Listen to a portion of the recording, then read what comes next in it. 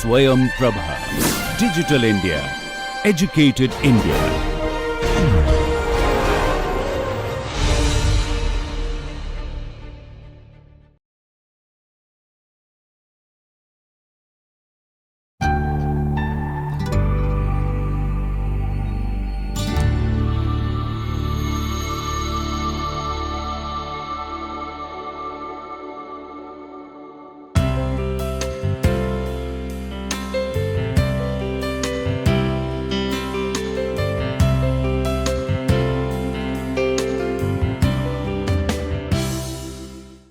Hello student, today I'm going to discuss Jane Eyre, one of the most important famous novels in the corpus of English novels. Well, to know about Jane Eyre along with the author is really important to know the very gist of the novel.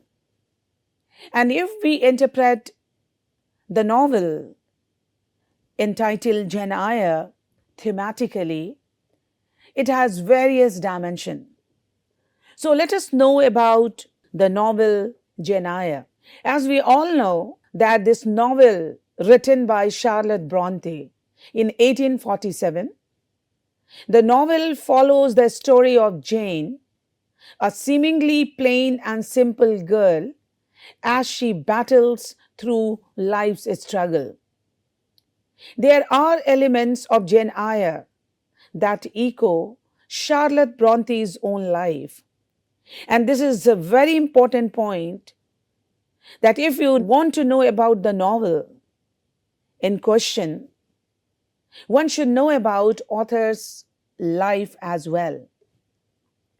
She and her sisters, that is Charlotte Bronte and her sisters, went to a school run by a headmaster as severe as Mr. Brocklehurst's.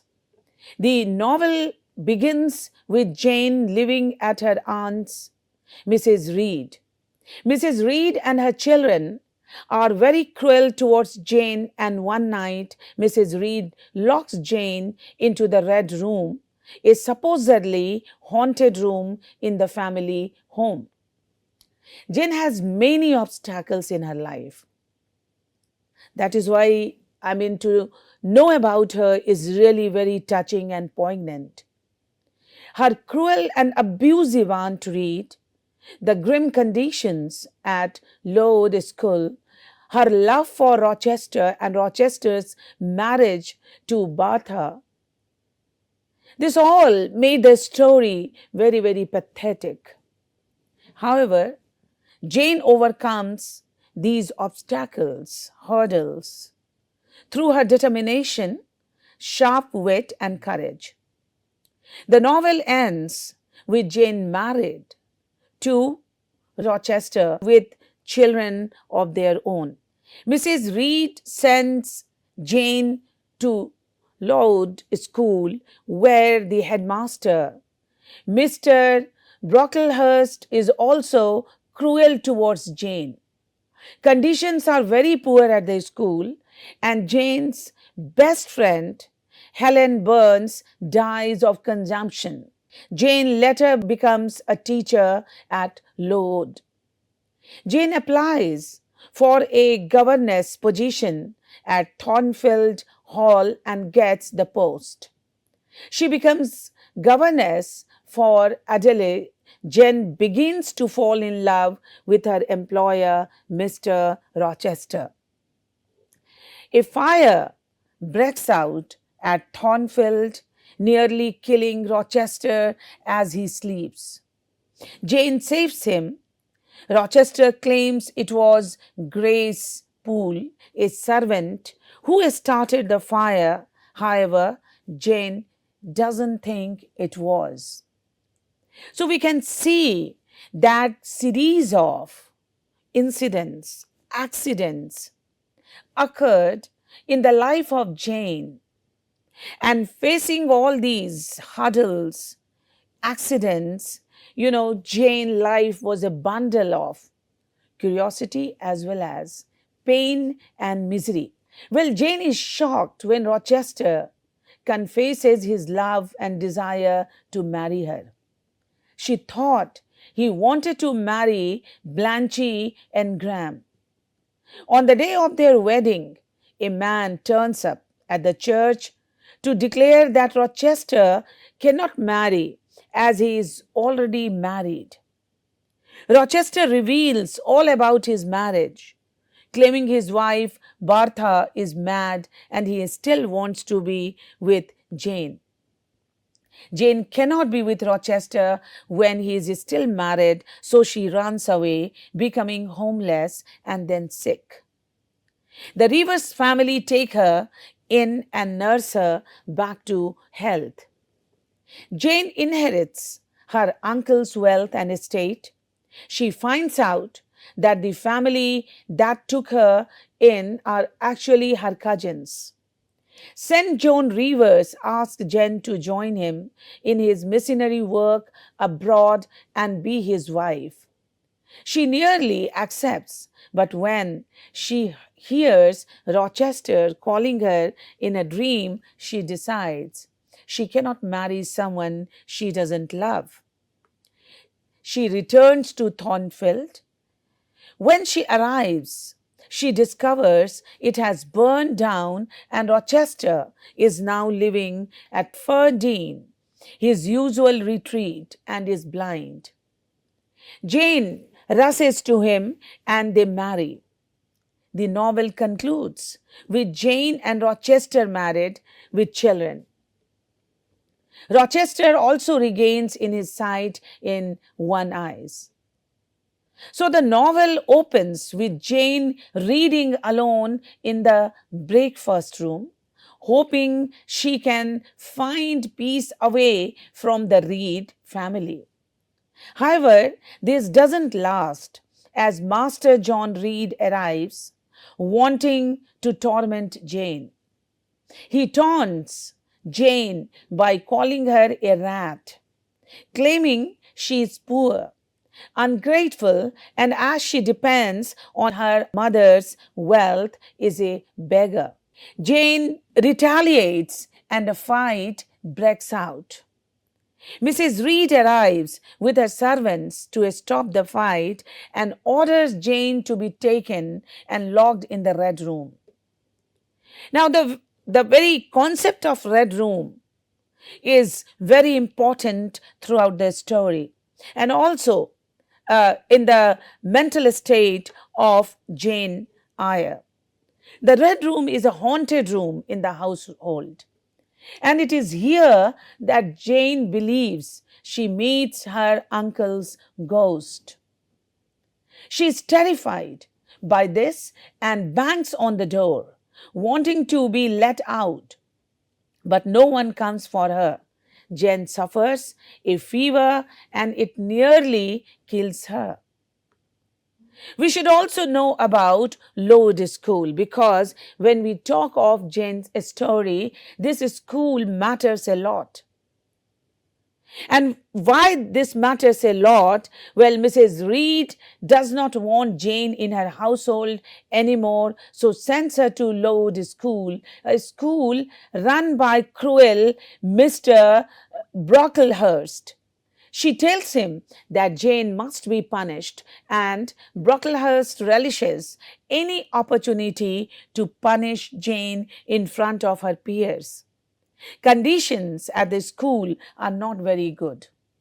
Illness is rife and there isn't enough food or water for the girls. Jane makes her first friend and for the first time in her life understand the value of friendship and love. That is why this school is very important in her life. Tragically, Helen Burns, Jane's best friend, dies of consumption, and Jane is there with her until her death, refusing to leave her side. Soon after, the school is taken over by some kind and sympathetic gentleman, thus improving the conditions. Jane later becomes a teacher there. Jen decides to leave Lloyd School and applies for a governess position. She gets the position and moves to Thornfield Hall, where she looks after and teaches Adelaide, a lively French girl. After a few months, Jen meets Rochester, the owner of the estate and her boss. She finds him aloof and rude, yet intelligent and sharp. She begins to fall in love with Edward Rochester, fantasizing what life would be like with him. Mrs. Fairfax, the housekeeper of Thornfield, announces that Rochester is expecting guests. The household are extremely excited and anxious as they haven't had guests to the household for years. Preparations get underway to prepare for the party's arrival. A party of guests arrive, including the beautiful Blanche Engram, who it is rumored Rochesters will marry. Jane becomes heartbroken at this news and awaits the marriage proposal, supposing that Rochester loves Blanche. Rather than proposing to Blanche, Rochester confesses his love for Jane and asks her to marry him. Jane is shocked and does not believe him at first, but eventually accepts. They prepare for their marriage, Rochester insisting that he wants to marry quickly and quietly.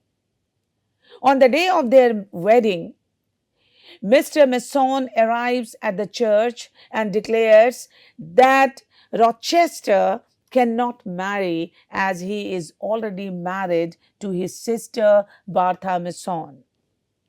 Rochester confirmed the story by taking Jane to the attic to see his wife, who is mentally unstable and prone to violence. Rochester exclaims that despite his marriage, he still wants to be with Jane and they could still live together. Jane locks herself in the room, away from everyone, so she can think and decide what to do. Jane decides that she cannot be with Rochester as he is already married. She stays true to her principles and decides to run away, becoming homeless in the process. She forages for food in village and journeys away from Thornfield Hall, hoping Rochester will never find her. When she is hungry, delirious and close to death, the Rivers family take her in and nurse her back to health. When she gets better, Jen becomes a school mistress at the village.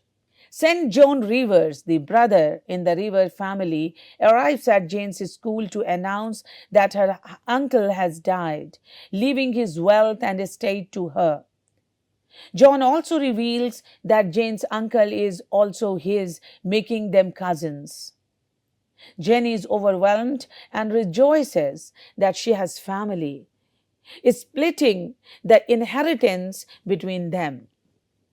St. John decides to undertake missionary work in India. He asks Jane to accompany him and she agrees. However, St. John suggests that they should be married for their journey. Jane reluctantly accepts. However, when she hears Rochester calling her name in the night, she decides she cannot marry someone she doesn't love. Upon hearing Rochester's voice, Jane returns to Thornfield.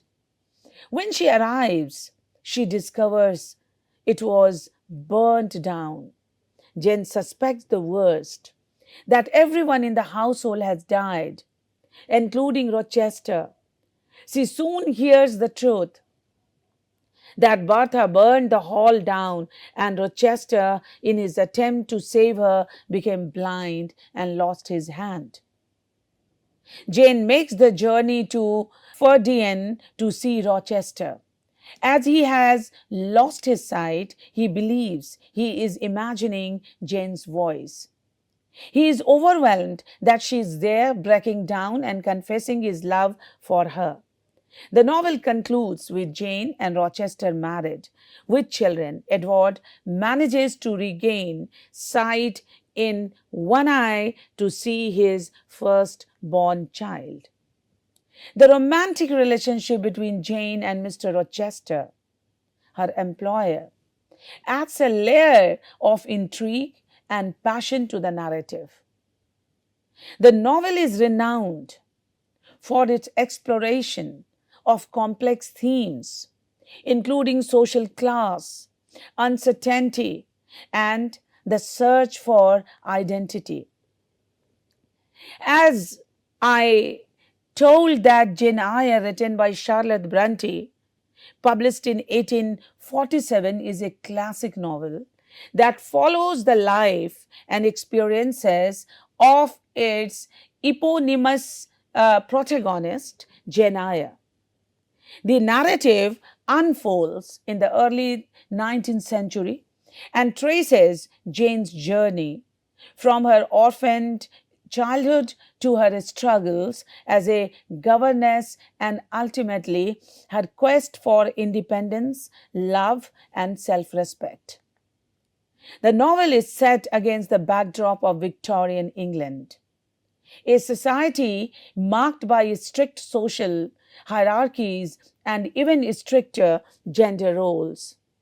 Jane Eyre, characterized by her resilience and moral integrity, becomes a symbol of female empowerment in a time when women's options were often limited. Charlotte Bronte was born in Yorkshire, England on April 21, 1860 to Maria Barnwell and Patrick Bronte. Because Charlotte Bronte's mother died when Charlotte was 5 years old, Charlotte's aunt, a devout Methodist, helped her brother-in-law raise his children. In 1824, Charlotte and three of her sisters, Maria, Elizabeth, and family, were sent to Cowan Bridge, a school for clergymen's daughters. When an outbreak of tuberculosis killed Maria and Elizabeth, Charlotte and Emily were brought home. Several years later, Charlotte returned to school, this time in Roe Head, England. She became a teacher at the school in 1835 but decided after several years to become a private governess instead.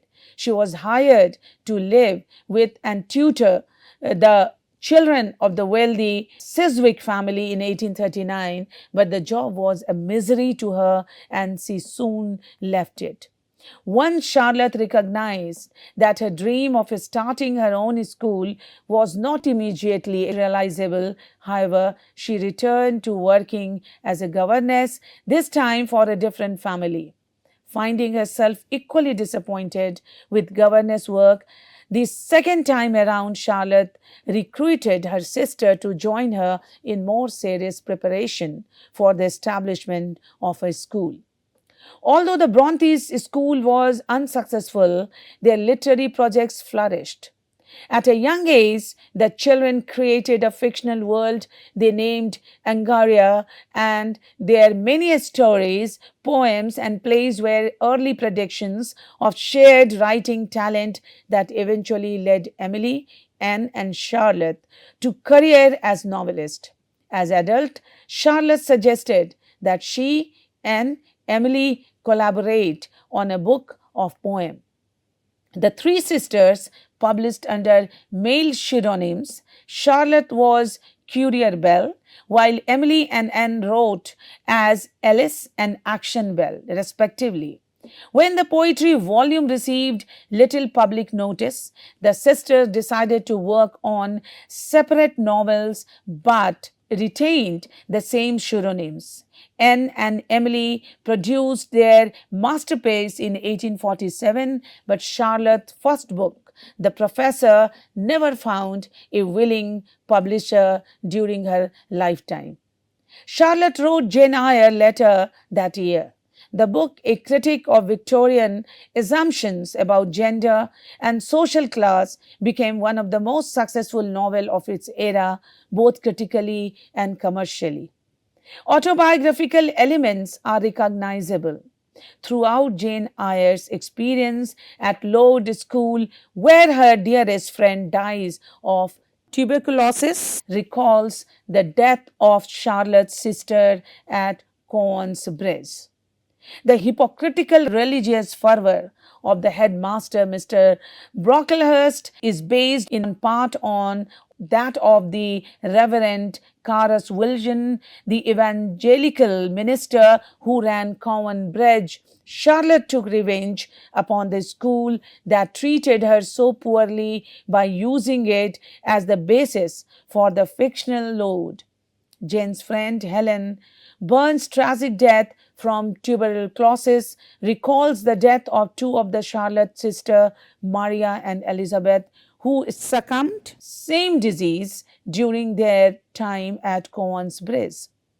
Additionally, John Reed's decline into alcoholism and dissolution is most likely modeled upon the life of Charlotte Bronte's brother Branwell, who slid into opium and alcohol addiction in the years preceding his death. Finally, like Charlotte, Jane becomes a governess, a neutral vantage point from which to observe and describe the oppressive social ideas and practices of 19th century Victorian society.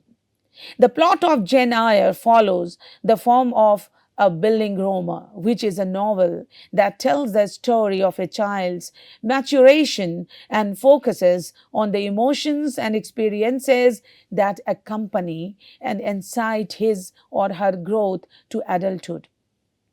In Jane Eyre, there are 5 distinct stages of development, each linked to a particular place.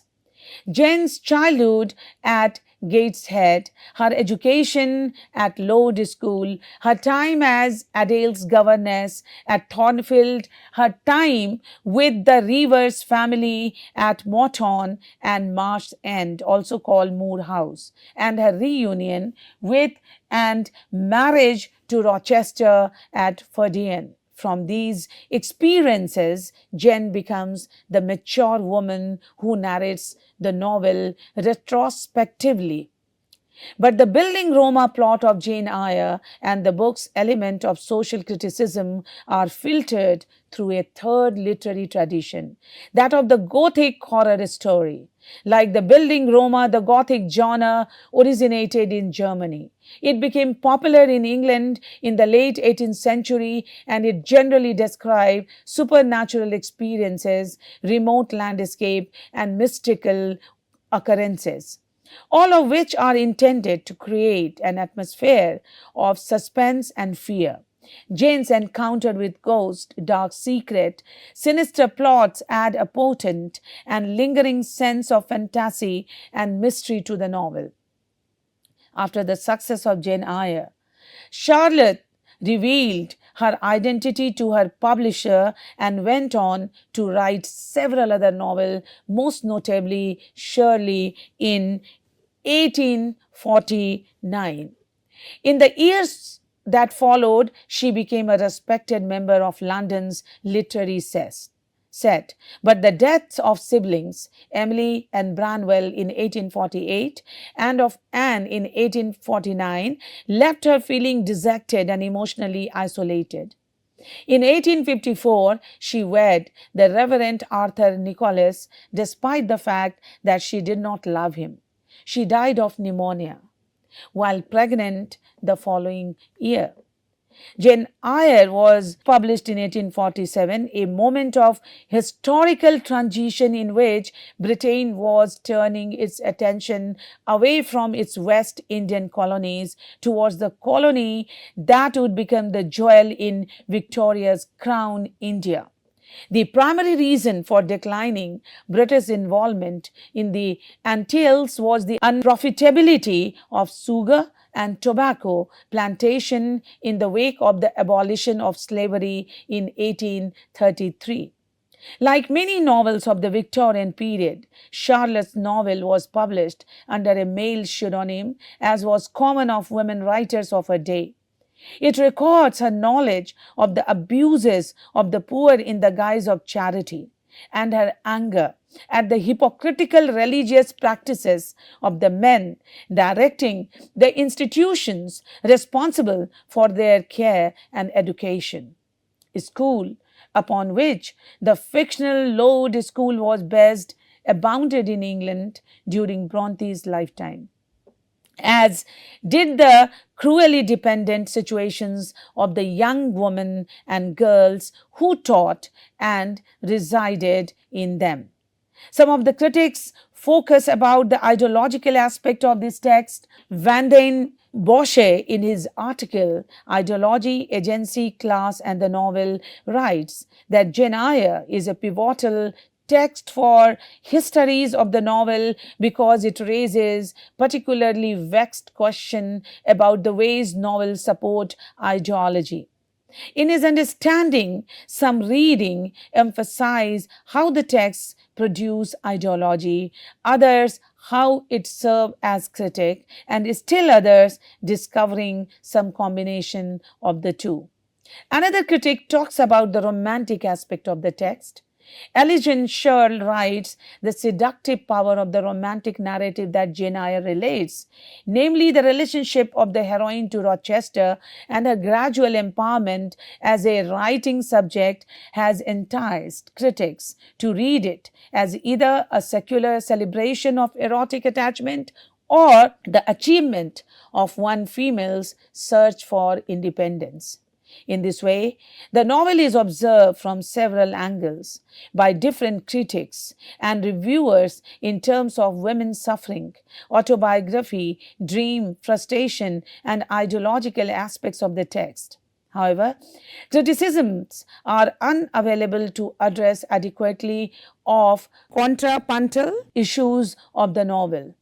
Therefore, the argument is that this research will show solidly feminist encounter with high Victorian exposing the nexus between masculinity and colonialism.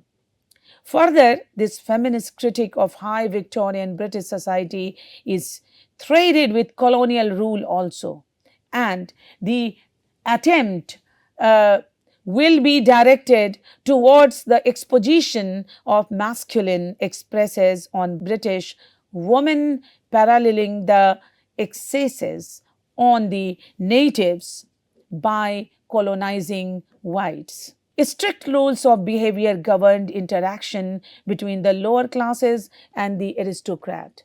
The servant who did the work of keeping the aristocrats' manor, houses, and large estates in order were expected to show great deference to their employer. They were to do their work quietly and without drawing attention to themselves. Most servants had little or no education. They received very low pay and had few opportunity to better themselves. And here I wrap up the discussion. Thank you.